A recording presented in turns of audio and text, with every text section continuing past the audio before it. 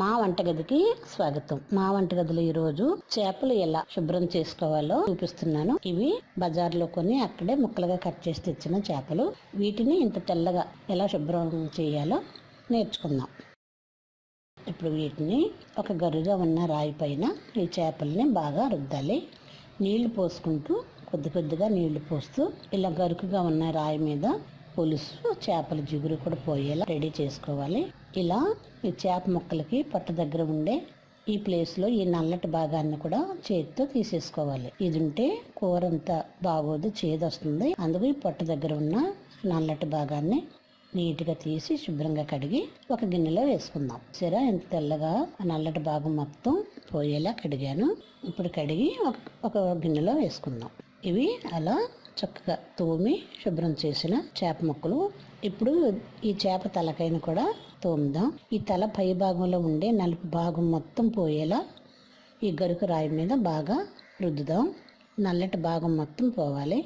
ఇలా కొద్ది కొద్దిగా నీళ్లు పోసుకుంటూ నీట్గా ఈ చేప తలకాయ కూడా తెల్లగా వచ్చేంత వరకు రుద్ది కడుగుదాం.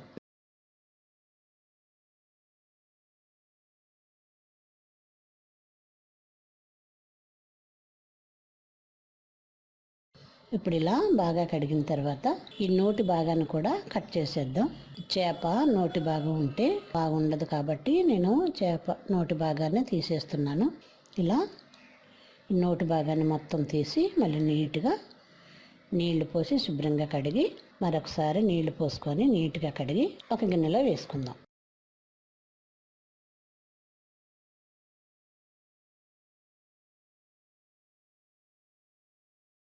ఇవి రాతి మీద బాగా రుద్ది కడిగిన చేపలు. దీనిలో కొద్దిగా ఉప్పు కూడా వేసి 2 చేతులతోటి బాగా కడుగుదాం. దీనిలో ఉన్న నీసు వాసన పోతుంది. అలాగే చేపలు జారుతూ జిగురుగా ఉండే అది కూడా పోతుంది. అలా ఒక 4-5 సార్లు ఉప్పు వేసి రుద్ది బాగా కడిగితే చేపలు ఇంత నీట్గా వస్తాయి. వీటిని శుభ్రంగా కడిగి ఒక బౌల్లో వేసుకుందాం.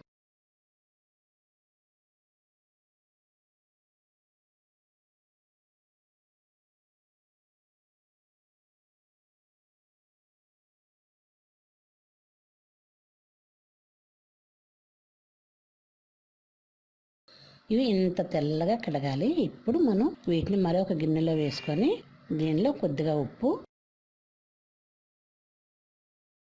ఒక 1/2 టీ స్పూను లేదా టీ స్పూన్ పసుపు వేసి బాగా కలిపి పక్కన పెడదాం. ఇది కూర వండుకునే ముందు మరొకసారి కడిగి అప్పుడు కూర రెడీ చేసుకుందాం. మా వంటగదిలో చేపల్ని శుభ్రం చేయటం ఎంత బాగా తెల్లగా కడగాలో, కూరకు ఎలా రెడీ చేయాలో వీడియో చూసాం. మీకు ఈ వీడియో నచ్చితే లైక్ చేయండి, షేర్ చేయండి. మీ అభిప్రాయాలని కామెంట్ రూపంలో తెలియచేయండి. ఈ వీడియో చూస్తున్న మీ అందరికీ నా ధన్యవాదములు.